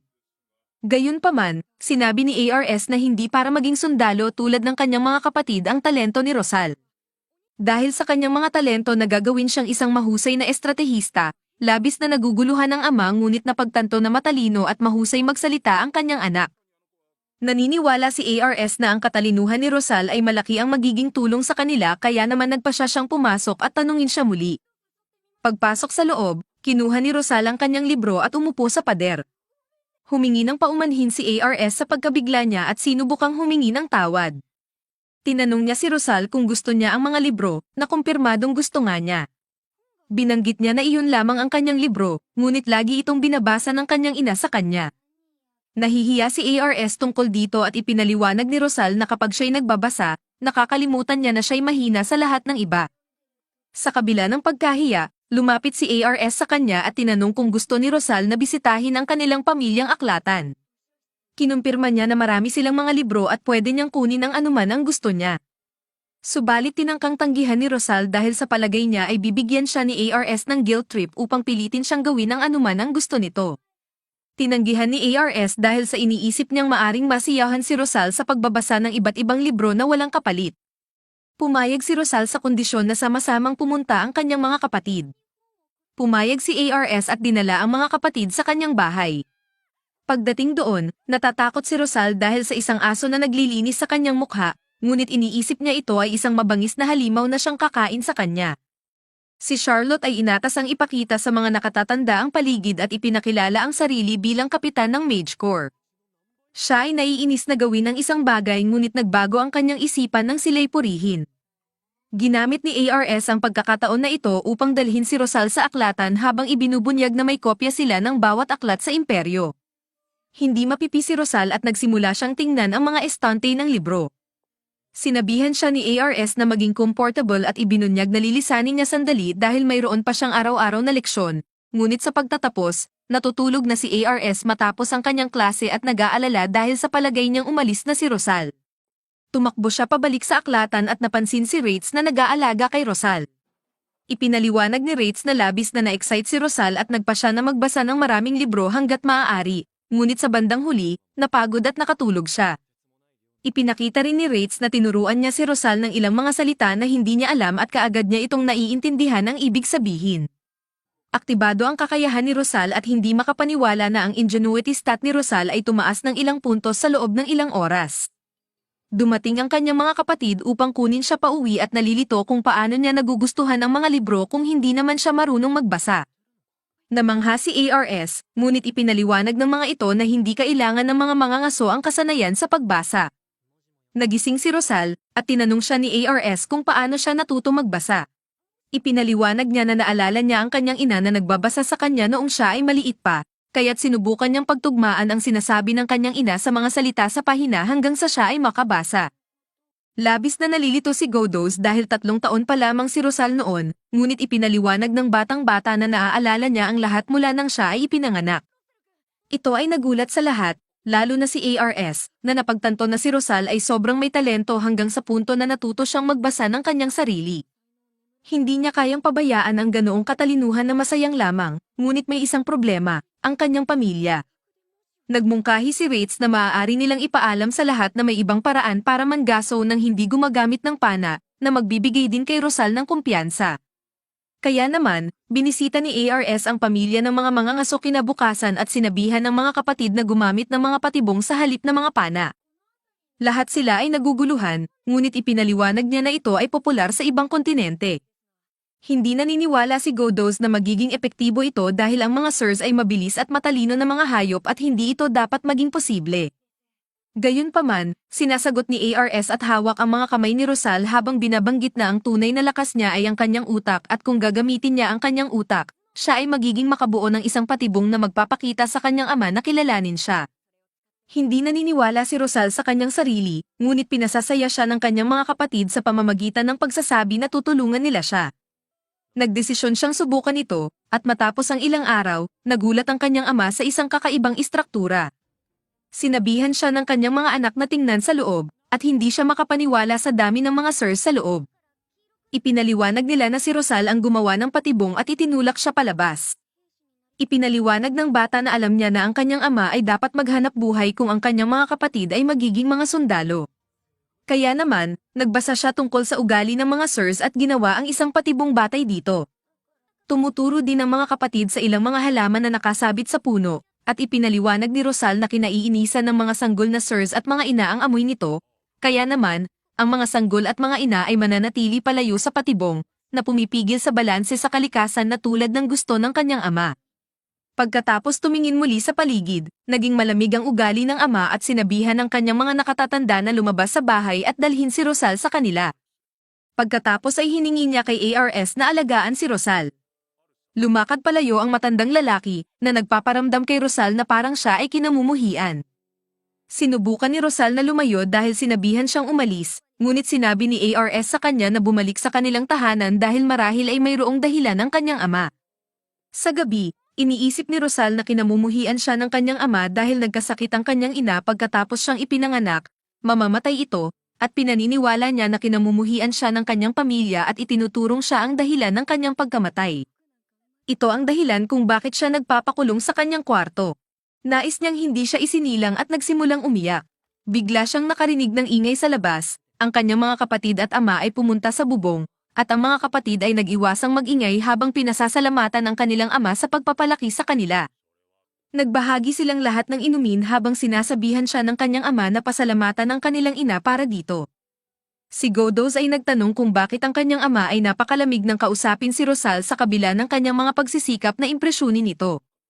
Gayunpaman, sinabi lamang ng ama sa mga nakatatandang kapatid na dapat galit kay Rosal si Rosal. Ipinaliwanag niya na siya ay napakamahigpit kay Rosal at hindi niya napansin ang kanyang talento dahil siya ay nakatuon sa mga bagay na hindi niya magawa. Iniisip niya ang kanyang sarili bilang isang maling ama para sa hindi pagkilala sa potensyal ng kanyang anak, kaya naman, nais niyang si Rosal ay mamuhay sa isang lugar kung saan siya ay magiging matagumpay. Ang problema ay na si Rosal ay mabait tulad ng kanyang ina at mahalaga sa kanilang pamilya, kaya naman, nagpa siya ang ama na gawin si Rosal na mapanira at may galit sa kanya, pilitin siyang umalis. Nagsisimula ng umiyak ang ama at nananawagan sa kanyang mga anak na suportahan si Rosal at huwag silang mabaaygo tulad niya. Nakikinig si Rosal sa kanilang usapan at umiiyak.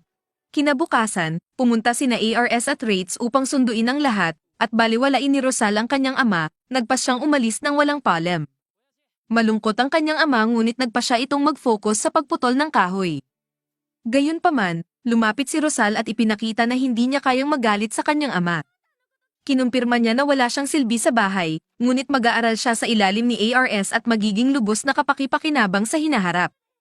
Nagsimulang umiyak siya at nagtanong kung pwede silang mabuhay muli ng magkasama kapag dumating ang araw na iyon. Lumingon ang kanyang ama na umiiyak at sinabi sa kanyang pinakabatang anak na hihintayin niya ito. Lumingon ang mga nakatatandang kapatid kay ARS at nagpasalamat sa kanya sa pagtanggap sa kanilang buong pamilya bilang mga alipin. Gayunpaman, ipinahayag ni ARS na siya lamang ay nag-aalala sa mga taong naninirahan sa kanyang teritoryo at masaya siya sa pagkakabuo ng kanilang pamilya. Pagkatapos, nagpahayag ng katapatan ang tatlong mga kapatid at pangako na maging kapakipakinabang sa hinaharap. 3 taon na ang nakalipas, napansin namin na hindi na maganda ang kalagayan ni Raven, at iniisip ni Ars na hindi siya handa para lumaban.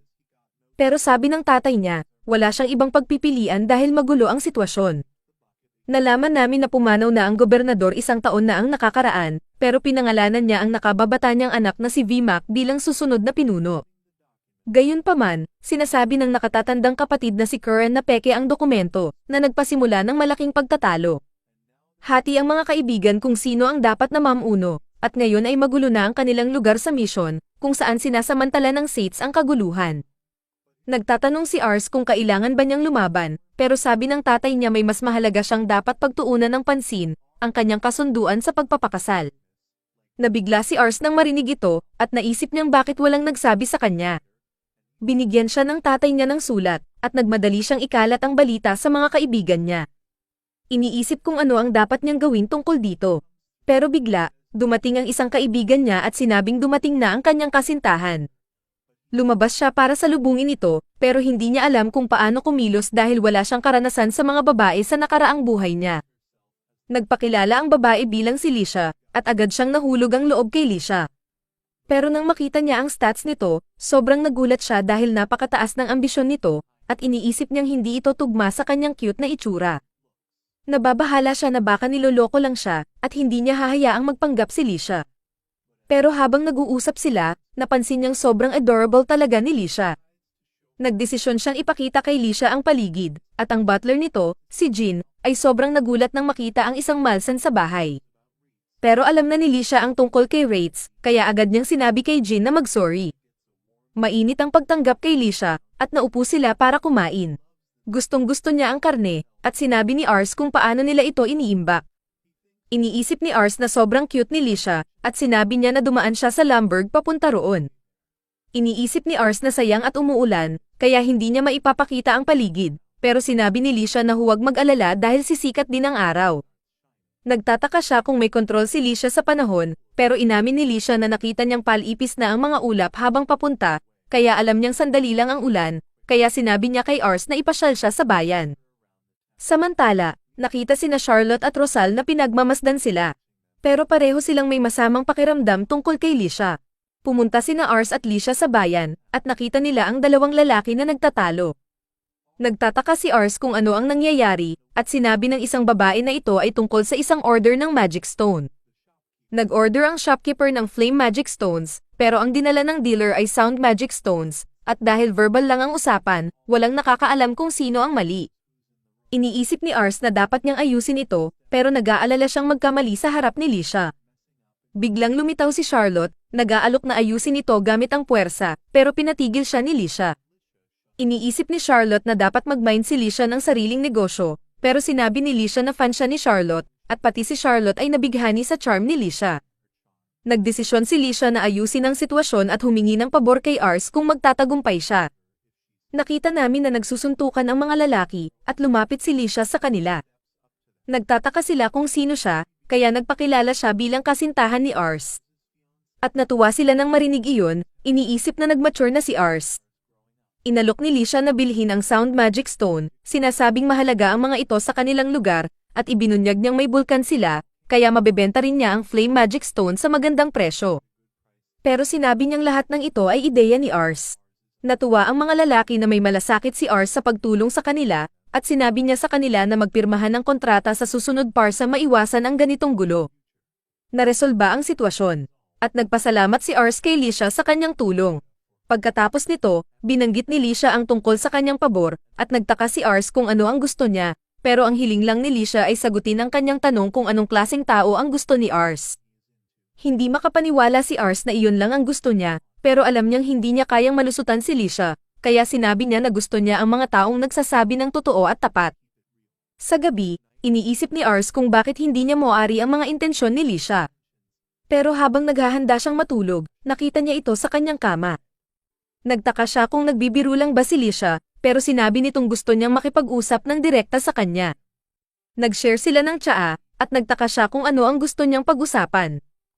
Inamin ni Lisha na may talento siyang mabasa ang emosyon ng mga tao sa pamamagitan ng pagtingin lamang sa kanila, at binanggit niya kung paanong naging kainahinala siya noong una silang magkita, kaya naging interesado siya sa dahilan nito.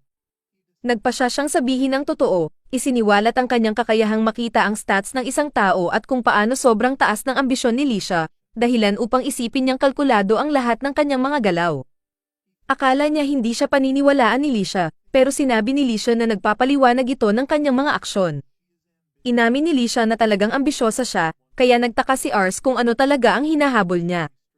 Direktang sinabi ni Lisha na ang kanyang layunin bilang isang babae ay mapaibig ng lubos ang isang mabuting lalaki. At napagtanto ni Ars na ang pinakamagandang hakbang para sa kanya ay magpakasal sa isang taong may kapangyarihan. Iniisip ni Ars na malas si Lisha dahil maliit ang kanilang teritoryo, pero alam ni Lisha kung ano ang iniisip niya. Sinabi niya na kahit maliit ang kanilang teritoryo, matapos ang araw na magkasama sila, gusto pa rin niyang maging asawa si Ars dahil nakikita niya ang malaking potensyal nito. Iniisip ni Ars na mayroon lang siyang magagaling na tao sa paligid niya, pero naniniwala si Lisha na iyon mismo ang dahilan kung bakit magiging dakila siya. Itinuro niya kung paanong tinitingnan siya ng lahat bilang pamilya, at iniisip niya na iyon ang pinakamahalagang katangian para sa isang pinuno. Diretsahang sinabi ni Lisha na nahulog na ang loob niya kay Ars, pero pagkatapos ay nagpa siya siyang tapusin ang gabi, at naiwan si Ars na naguguluhan. Nagsimulang magpanik si Ars dahil hindi siya nakasagot, pero nakita natin si Lisha sa labas na nahihiya rin. Napagtanto niya na ito ang unang beses na nagbukas siya ng damdamin sa isang tao. Nakita natin si Lisha na naglalakad palayo, at napansin niyang hindi pa rin tumutugon si Ars sa kanyang pag-amin. Nataranta si Ars, pero sinabi ni Lisha na kaya niyang maghintay dahil napagpasyahan niyang papakasalan niya ito. Sa isang flashback, Nalaman natin na talagang kinasusuklaman ni Lisha ang mundo ng mga maharlika dahil lahat ng tao roon ay nagsisinungaling at nagtraidoran, ginagawa ang lahat para mapanatili ang kanilang mga posisyon. Kinamumuhian din niya ang kanyang kakayahan dahil dito. Ngunit isang araw, nang makita niyang may isang batang babae na ikinasal, naisip niya na makakatakas siya sa lahat ng intriga at pagtataksil kung makakahanap siya ng isang lalaking sapat na malakas. Kaya't wala siyang balak na magpakasal sa pamilya ni Ars dahil akala niya kailangan niyang makahanap ng isang mas malakas. Ngunit pagkatapos makasama si Ars, nakita niya kung gaano ito kabait at kung paano siya mahal ng mga tao, at nais niyang maging bahagi ng kanyang mundo. Kaya't nagpapasalamat siya sa Diyos para sa ibinigay na kapangyarihan at handa siyang tulungan si Ars na buuin ang kanyang bagong mundo. Nakikita natin si Ars na sumusulat kay Lisha, sinasabing gumagaling na ang kanyang ama at humuhupa na ang gulo tungkol sa paghalili, pero gusto niyang makita si Lisha muli para maipahayag na rin ang kanyang nararamdaman at ipaalam sa kanya na gusto rin niya itong pakasalan. Ngunit tila nausag niya ito dahil lumala ulit ang kondisyon ni Raven at patuloy pang lumalala. Buong taon na itong nangyayari, at malapit na talagang sumakabilang buhay si Raven, pero ayaw pa rin siyang pakawalan ni Ars nang hindi nagpapasalamat sa lahat ng ginawa ng kanyang ama para sa kanya. Kaya't patuloy siyang nagdarasal na tumagal pa si Raven. Samantala, sa kastilyo ng Arantes, nagre-relax ang gobernador sa kanyang madilim na trono, mag-isa, walang bantay sa paligid. Bigla na lang, may isang lalaking pumasok sa pintuan na may hawak na kutsilyo, handang pumatay. Sinubukan tumakbo ng gobernador, pero dahil may -10 mobility debuff siya, natomba siya at sumubsob sa lupa. Doon kinuha ng mamamatay tao ang pagkakataon para lapitan at saksakin siya sa likod. Maraming bantay ang dumagsa sa silid. Sinusubukang palibutan at dakpin ang mamamatay tao para tanungin, pero nakuha na ng mamamatay tao ang kanyang pakay. Gumawa siya ng kakaibang akrobatikong galaw para tumalon palabas ng bintana at bumagsak ang ulo niya sa semento, parang nyog na nabasag, kaya't hindi na nila malalaman kung sino ang may pakana ng kaguluhang ito. Maraming sandali ang lumipas, at ang balita ng pag-assassinate sa gobernador ay nakarating sa pandinig ni Raven. Nagpatawag siya ng pulong kasama si Ars at ang kanyang grupo upang malaman kung ano ang dapat nilang gawin. Lumapit siya kay Rosal, tanungin kung ano ang mangyayari ngayong patay na ang gobernador, at alam ni Rosal na malaki ang kaguluhan na parating dahil sa magulong digmaan. Sa pagkawala ng gobernador, ang labanan para sa pagpapalit-palit ay malamang na sumabog sa bawat distrito. Kailangan nilang pumili ng panig sa pagitan ng mas matandang kapatid, si Curran, at ng mas bata, si Vima. Malamang na sumapi si Lumir, ang may hawak sa distrito ng Canard, kay Curran, at susunod na ang Lamberg. Inaasahan ni Raven na mayroon ng sulat ng pagtawag sa kanya sa alinmang sandali. Kaya't sinabihan niya si Rates na maghanda ng mga sundalo para sa anumang sandali. Gusto niyang maghanda para sa labanan, pero saksak pa rin siya sa kama at hindi siya makatayo dahil sa kanyang sakit. Sa wakas, dumating ang sulat ng pagtatawag na nagsasabing pisanin ng Lamberg ang kanilang mga puwersa para sa darating na digmaan. Dahil hindi makasama si Raven sa pagdalo, inirerekomenda ni Rates na sila ni Charlotte ang mamuno at panatilihing maayos sa kanyang pwesto, ngunit hindi papayag si Ars. Determinado siyang siya ang mamuno sa gulo. Tumayo sina Ars, Charlotte, at Rates sa isang talampas at tiningnan ang distrito ng Canard kung saan sila ay magtatagpo kay Lord Lam. Hindi maiwasan ni Ars na maramdaman ang kaunting kaba sa kung anong klaseng tao ang kanilang madidinig. Dumating sila sa mga pintuan ng kastilyo, at diretsyong ipinakilala ni Ars ang kanyang sarili bilang anak ni Raven Len, na pumunta dahil tinawag siya ni Lord Lumir. Tumingin ang bantay sa imbitasyon, at tila totoo nga ito. Ngunit hindi niya binibili na narito si Ars upang magbigay ng representasyon para sa House Luan dahil bata pa siya. Ngunit pagkatapos ay nakilala ng bantay si Charlotte bilang ang kilalang Lady of Flames at si Rates bilang ang Reaper of Length. Ito ay nagpabahagi sa pag-iisip ni Ar kung anong kalokohang ginawa ni Rates sa labanan upang maparangalan ng ganong titulo. Sa anumang kaso, hindi na nagdududa ang bantay sa pagkakakilanlan ni Ars, kaya inaakay niya sila sa loob ng kastilyo kung saan ipinakilala si Ars kay Lum's right-hand man, si Reynard. Sinasabi ni Ars na ito'y maganda ang kanilang pagkikita, at dahil dumating si Ars, inaakala ni Minus na tunay ngang may sakit si Raven at nagbubulay-bulay ng mabilis na paggaling.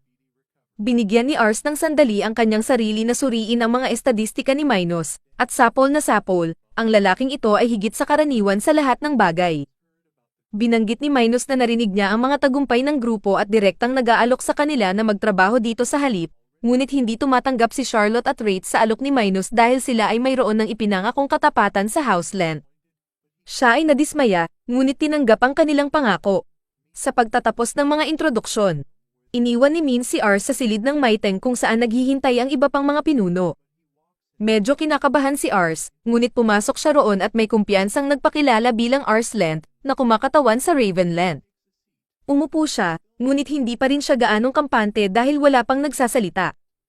Sa wakas, si Kroll Orsaw, na dating kasama ni Raven at kaibigan ni Ars, ang nagpasimula ng usapan. Sinabihan niya si Ars na magpakalma at nag-aalok pa sa kanya ng mga cookies. Samantala, may ibang lalaki na nagmamasid ng masama kay Ars, at wala si Ars sa kaalaman kung bakit. Justo nang isipin ni Ars na subukang ayusin ang mga bagay sa kanya, biglang bumukas ang pangunahing pinto, at pumasok si Lumir Perez, ang pangulo ng Kaner. Binati niya silang lahat at umupo. Tiningnan ni Ars ang kanyang mga estadistika, at ito ay halos katulad ng inaasahan mula sa pinuno ng isang distrito. Ang kanyang husay ay tunay na mataas. Ngunit wala naman talagang kahangahangang iba pa. Ngunit kung susuriin mo ng mabuti, si Mins ay nagpapantay sa kasanayan na kulang kay Lumir, kaya walang duda, sama-sama silang makakagawa ng pinakamahusay na desisyon para sa bansa. Nagsosorry si Lam na biglaan niya silang dinala dito, ngunit nais niyang marinig nila mismo mula sa kanyang bibig. Ang pagpaslang sa gobernador ay tiyak na magpapalakas ng isang malaking digmaan at pakikipaglaban sa kapangyarihan.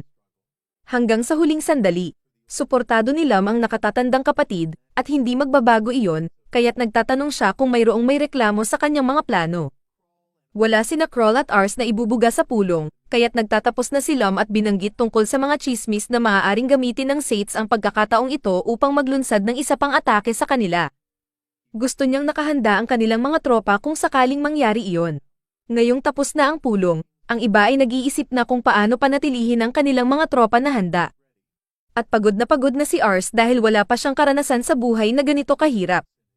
Habang siya ay nakahandusay pa sa mesa, pinuntahan siya ni Lord Lumir, kaya't agad siyang tumayo upang humingi ng paumanhin sa kanyang bastos na ugali. Sinabi ni Lam na hindi kailangang mag-sorry, at alam niya ang kalagayan ni Raven. Masayang-masaya siyang si Ars ang nasa posisyon ng kanyang ama. Bagaman maliit lang ang length, nitong mga nakaraang araw, ipinakita ng kanilang mga tao ang lakas na higit pa sa inaasahan. Masaya rin si Lumir na sapat na matalino si Ars upang kumilos bilang kinatawan ng kanyang ama kahit na 11 pa lang siya, kaya't may malaking pag-asa siya para sa kinabukasan ng Houseland. Ganun din para kina Charlotte at Wraith. Sa pagkakasabi ni Lumir, umalis na siya para ayusin ang kanyang mga gawain. Habang siya'y umaalis, napagtanto ni Ars at ng iba na kinakailangan nilang magpursigi ng malaki, kaya't nagmungkahi si Ars na simulan nilang ihanda ng maayos ang kanilang sarili para sa paparating na labanan. Subalit bago pa siya makapagsimula, tinawag siya ulit, at ngayon ay ng lalaking siya na noon ay nakakatitig sa kanya ng masama. Sinabi ng lalaki na ito ang unang pagkakataon nilang mag-usap, kaya't ipinakilala niya ang kanyang sarili bilang si Hammond. Sa madaling salita, siya ay ang ama ni Lisha. Tinanong niya kung may kailangan ba siya kay Hammond, at binanggit ni Hammond na si Lisha ay labis na nababahala kamakailan, at ito ay dahil hindi raw sinasagot ni Ars ang mga liham ni Lisha sa tamang oras. Gusto niyang malaman kung sumasagot ba si Ars sa mga sulat ni Lisha sa tamang oras, at sinikap ni Ars na ipaliwanag na siya'y nagsusumikap, ngunit dahil sa ang kanyang ama ay lalong nagkakasakit at ang gobernador ay pinatay, hindi niya nagawa ang kanyang huling liham. Humihingi siya ng paumanhin at pangako na isusulat niya ang isang liham para kay Lisha sa lalong madaling panahon pagbalik niya sa kanilang tahanan. Nagtatapat si Hammond na karaniwan ng tahimik at palaging iniisip ang sarili si Lisha. Ngunit kamakailan lang ay nagbubukas na siya at nagpapakita ng kanyang mga damdamin ng higit pa, at sa palagay niya ay dahil kay Ars, kaya't malinaw na may malalim siyang damdamin para dito. Si Lisha ay laging isang mabuting bata, masunurin at lahat, ngunit itinuring niya ito na parang walang halaga at nakatuon sa militar at mga gawain ng estado sa halip na maglaan ng oras sa kanya. Kaya alam niya na dapat ay lubos siyang nag-iisa, lalo na't mayroon lahat ng mga mapanlinlang na maharlikang nasa paligid niya. Talagang nais niyang makahanap ng kaligayahan si Lisha, kaya't pumayag siya sa kasunduan. Kaya, hinihiling niya kay Ars na alagaan ng mabuti si Lisha, at ipinapangako ni Ars na gagawin niya ang lahat ng kanyang makakaya upang gawin siyang masaya. Nang umuwi si Ars, ibinubuhos niya ang lahat tungkol sa sinabi ni Lam sa pulong kay Raven, at tulad ng inaasahan. Ngunit may ilang salita si Raven para kay Ars tungkol sa pagpunta niya roon nang hindi man lang ipinaalam sa kanya, at ang mga salitang iyon ay na talagang ipinagmamalaki niya ito. Pagkatapos nito, nagsimulang sumulat si Ars ng liham na sagot kay Lisha at humihingi ng paumanhin sa pagtagal niyang sumagot. Sinasabi niya sa kanya ang lahat ng mga nangyari kamakailan at kung paano niya nakilala ang tatay niya, pero may gyera sa bunganga, kailangan niyang gawin ang lahat para manalo at protektahan si Lisha tulad ng ipinangako niya kay Hammond. Sa huli ng araw na iyon, nakikita natin si Ars na nagte-training kasama si Wraith sa sining ng espada, ngunit napakalakas ng pagkabagsak niya sa lupa. Inirerekomenda ni Wraith na magpahinga siya dahil buong araw na silang nag-ensayo, ngunit pinipilit ni Ars na magpatuloy. Lahat sa paligid niya ay lumalakas, ngunit pakiramdam niya'y walang kaunting pag-unlad sa mga taon. Siya ang nanguna sa isang tropa sa isang pagsasanay ng laban noon, at kung totoo nga, ito ay lubusang kalamidad. Nabasa na niya ang tungkol sa digmaan, ngunit wala siyang anumang aktwal na karanasan dito, at kapag totoong mga sundalo ang sumalakay sa kanya, laging napapalagpas niya. Alam niya na may kasama siyang si Wraith at si Charlotte sa kanyang tabi, ngunit kung hindi niya kayang ipagtanggol ang sarili sa labanan, baka siya pa ang magbubunot pababa sa lahat ng iba. Ngunit sa gitna ng panghihinayang ni Ars sa kanyang sarili, biglang lumapit si Rosal sa kanya at sinabi na ipinadala ni Sates ang mga puwersa sa circle. Gusto ni Lam na agad silang magtungo sa labanan upang pigilan ang mga ito sa teritoryo ng Krull. May konting pagkakataon sila kung paano nila haharapin ang pagsalakay ng Sates. Ngunit kung hindi nila ito aaksyonan ngayon, maging problema na ito ng Lamberg sa madaling panahon. Magiging susunod na target ng Sates ang Lamberg kung magtagumpay silang magsalakay sa Kal-Ar. Hindi pa rin handa si Raven na makipaglaban, kaya ibig sabihin, si Ars ang dapat kumilos at pumasok sa labanan sa halip, at saksakan ng takot siya sa ideyang iyon. Sinusubukan niyang manatiling kalmado at nagbibigay ng utos para lumabas ang tropa sa ilalim ng kanyang komando. Habang lumalabas siya, sinisikap siya ni Wraith na kumpirmahin, sinasabi na lahat ay magiging maayos dahil may suporta siya ni na Charlotte at Wraith. Ilang minuto pa, humarap si Ars sa tropa at sinabi sa kanila na siya ang magtutungo sa labanan upang protektahan ang distrito ng Kal-Ar, ngunit sa gitna ng kanyang talumpati, sumingit si Raven at sinabihan si Ar na hindi niya maaaring hayaang pumunta sa digmaan agad. Napakabago pa niya, kaya sinabi ni Raven na siya na ang magmamando at mamumuno sa mga tropa sa halip. Tinalo ni Ars na ang pagiging may sakit pa rin ni Raven ay hindi pa rin siya handa sa digmaan, ngunit mas magiging pagsisisi ni Raven na hayaan siyang mamatay sa digmaan kaysa mamatay siya mismo para sa distrito ng Kal-Ar. Sinusubukan ni Ars na ipaliwanag na may suporta ni Wraith at Charlotte sa kanyang tabi, tiyak na magtatagumpay sila, ngunit hindi tagumpay ang isyu dito. Sinabi ni Raven na hindi mayroon ang mukha ni Ars ng isang mandirigmang, at upang patunayan ito, inutusan niya ang isa sa mga sundalo na dalhin ang taong nakakulong sa dunggawan. Nang dalhin nila siya, tinanong ni Ars kung sino itong lalaki, kaya ipinaliwanag ni Raven na ang pangalan niya ay Baram Mora, at nagkasala na siya ng lahat ng uri ng krimen nang walang anumang pagsisisi. Dapat ay pinatawan na siya ng parusang kamatayan noon, ngunit naantala ito dahil sa sakit ni Raven. Ngayon, gusto niyang ipatupad ang parusang kamatayan mismo roon, at sinabihan niya si Ars na panuurin ito. Kung makakapanood si Ars na patayin ang lalaking ito nang hindi nawawala ang kanyang kalmado. Saka lang siya titingalain ni Raven bilang isang lalaki at papayagan niyang pamunuan ang mga tropa sa labanan. Kahit napapatayin na siya, patuloy pa ring nagkwento si Baram Mora tungkol sa kung gaano niya pinagsasawaan ang pagpatay ng mga batang tulad ni Ars. Ngunit kahit na siya ay isang ganap na masamang tao, nang ang palakol ay bumagsak sa kanyang leeg at ang kanyang ulo ay nahugot, ang mga mata ni Ars ay naging blanko dahil hindi niya kayang tanggapin ang kanyang nakita. Ang tanaw ng hiwa-hiwang ulo at dugo ay bumagsak kay Ars sa kanyang mga tuhod. Ngunit sinabihan siya ni Raven na wala siyang dapat ipahiya. Lahat ay nagre-reaksyon ng ganoon sa unang pagkakataon na makakita ng kamatayan. Ngunit sa ngayon, kung ang isang pagkamatay ang magpapapanghina kay Ars, walang paraan na magagawa niyang tibayan ang loob sa isang larangan ng digmaan kung saan ang kamatayan ay nangyayari ng palagi. Iniutos ni Raven ang mga tropa na magtungo kasama si Wraith, Charlotte, at Rosal. Iniwan si Ars doon upang pag-isipan kung gaano siya kababaunlad upang isipin na handa na siya sa digmaan sa hangganan ng tunggalian. Pinanunood natin habang lumalaban si Raven at ang koponan ni Ars. Si Wraith at Raven ay nakikipaglaban sa harapang mga linya habang si Rosal ang nagtatawag ng mga galaw na nag-a-adjust sa pagkakayos ng hukbo. Si Charlotte ay naglalabas ng kanyang lakas at nagpapakawala ng isang napakalaking bola ng apoy na sumabog sa isang pader. Ang sakit ni Raven ay nagpaparamdam na sa kanya habang sumasakit ang kanyang lalamunan ng dugo, ngunit patuloy pa rin siyang lumalaban ng may matinding tapang.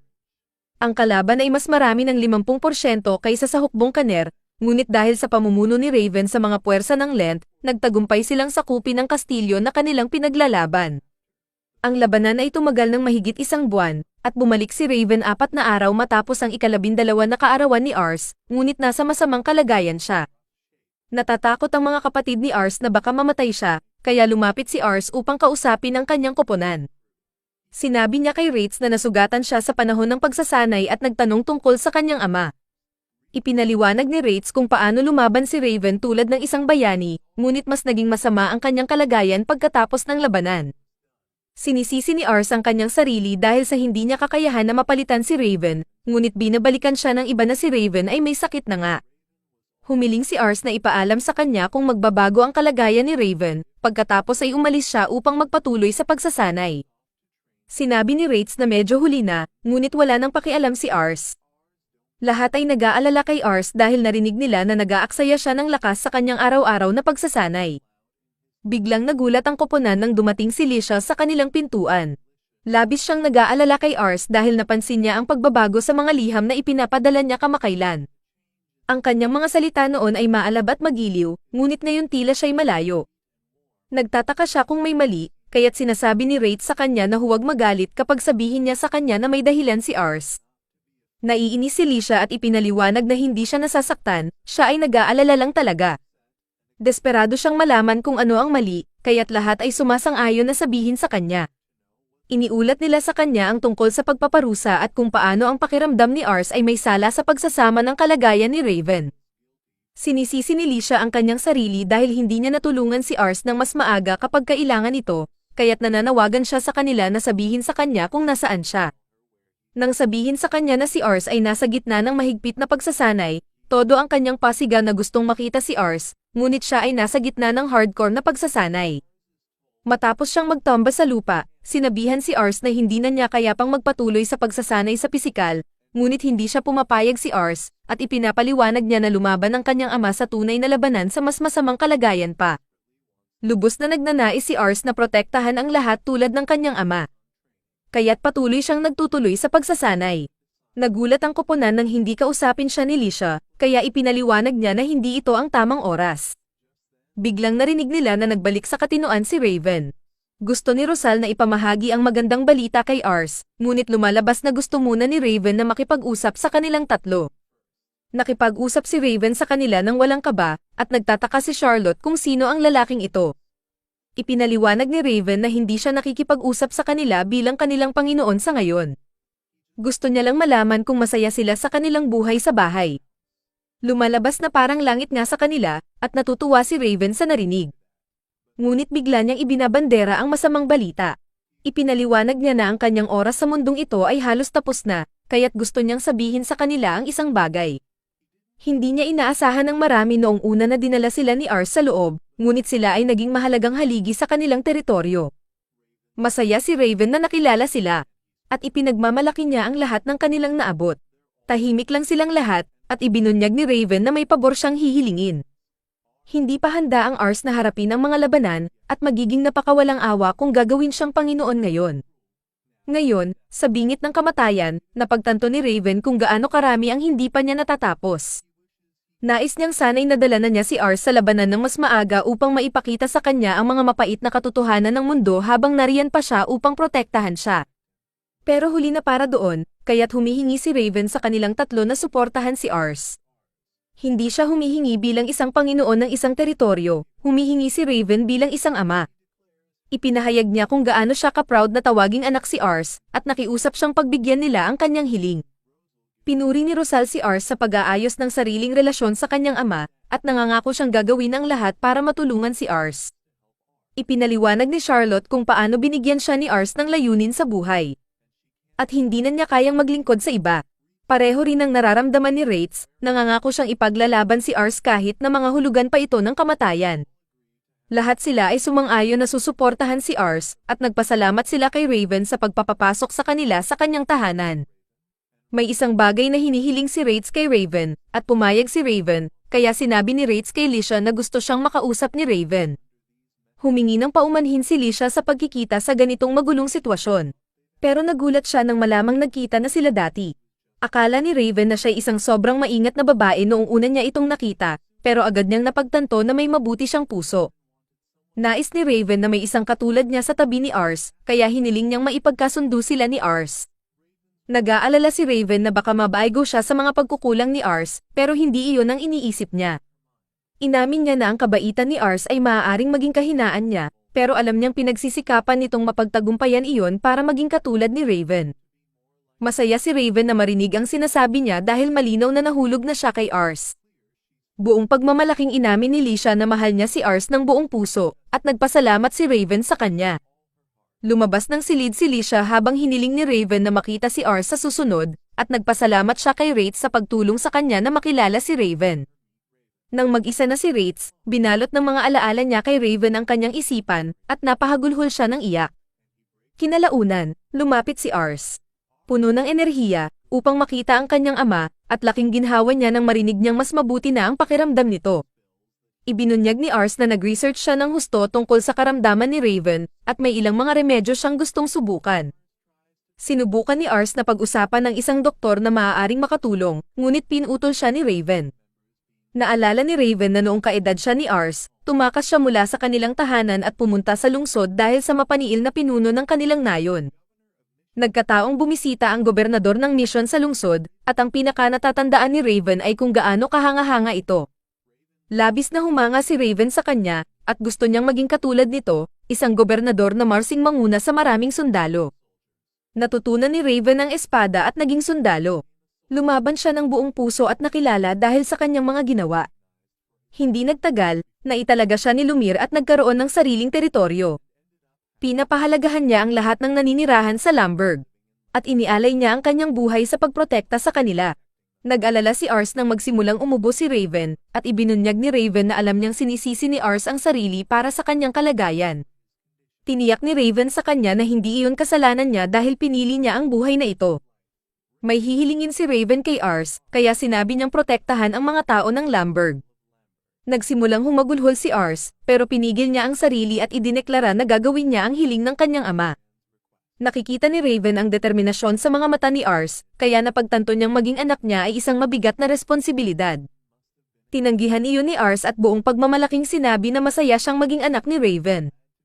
Pinagaan ni Raven ang usapan sa pamamagitan ng pagtatanong kung kamusta na sila ni Lisha, at nagbalik tanaw ang dalawa sa nakaraan.